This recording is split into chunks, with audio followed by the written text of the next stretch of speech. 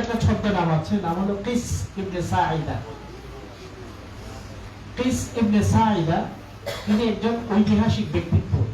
ইসলামের আগে জাহিলি যুগে ওকাজ মেলায় এসে বক্তৃতা রাখতেন, খুতবা দিতেন। এই যে জাহিলি যুগের বক্তাদের মধ্যে একজন বক্তার নাম হলো কিস ইবনে সাঈদা। আল্লাহ রাসূল তার বক্তৃতার প্রশংসা করেছিলেন এবং তিনি বলেছেন, ইন্না মিনাল বায়ানি লাসিহরা, বয়ানের ভিতরে, বক্তৃতার ভিতরে জাদু থাকে।